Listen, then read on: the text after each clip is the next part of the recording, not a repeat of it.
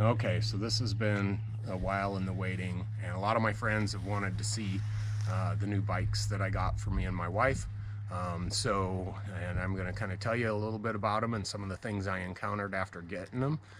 So we'll go ahead and get started. This is going to be an uncut video. I've been having some computer problems, and I wanted to just do an uncut version just to get something out there for people to see. So anyway, and I got Shane here helping me. He's handling the camera today. These are the bikes. We got them custom colored. We had them custom painted from the factory. They are a Mario Retro 68, basically all-terrain type bike. Not necessarily a mountain bike. You can ride them in the sand, you can ride them in the snow, you can use them as kind of like a mountain bike. They don't have any suspension, but they do have the fat tires, and they do have a big seat, so that does give you some cushion. If they're riding too hard, you can let some of the air out of the tires for a softer ride. This purple one here is my wife's bike.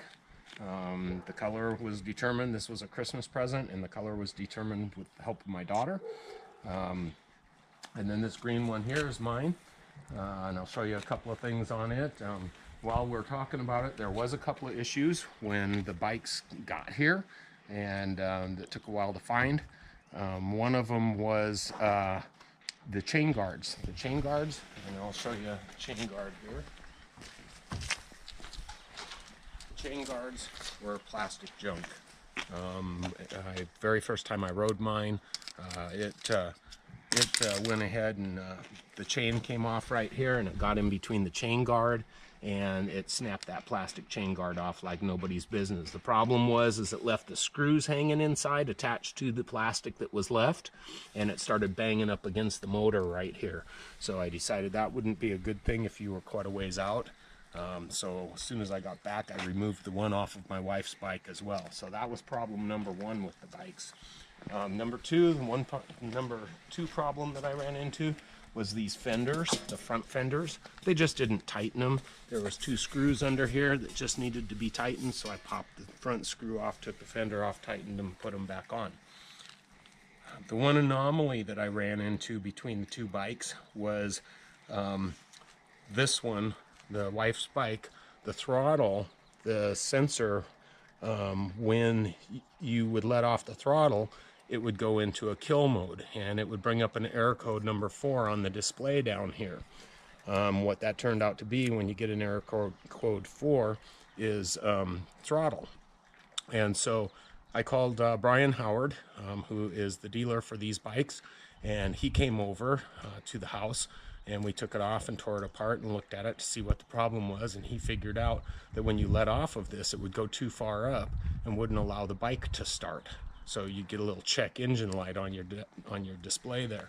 So what we did for a temporary fix until Mario gets me a new one is we drilled a little hole there and ran a screw in, and then used thread tape or not thread tape, but super glue as a type of thread tape to hold it in place. So now it stops in the right place, and the bike's usable until the new throttle comes. As far as the bikes themselves, they're pretty simple to operate. You turn on the power right here, and then once your power's on, you can check your battery. There's a spot where you can check your battery right there. Oops, I think the power might have been on already. Nope, it wasn't. Yep, and it lights up.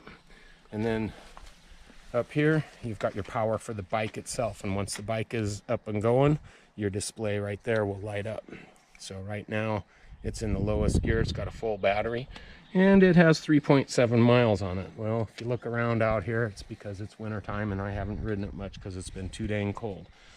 The bike itself has the 48 volt battery, and I believe it's a 17 amp battery. So the bike does go about 28 to 30 miles an hour, and it should go about 30 miles on a charge. That's what we're hoping for.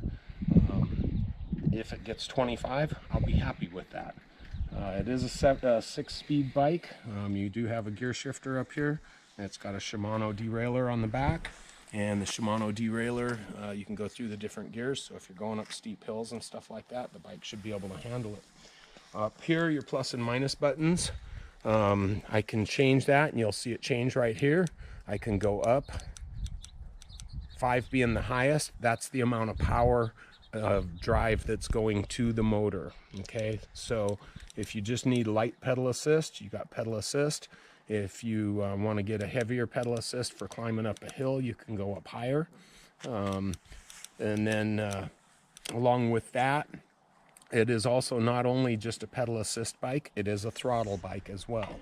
And I will show you, if I go ahead and hit it, it's going to take off. So your throttle, you can run it straight throttle if you want to. So if you don't feel like pedaling, you don't have to. Anyway, if you have any questions, put them in the comments below. I hope you enjoyed the video. Give me a like and a subscribe. Subscribership and likes really help. And hope this might interest you, and hope it's helpful if you got a new bike from Mario. Again, it's the Mario Retro 68. Hope you've enjoyed this. Thank you and have a good day.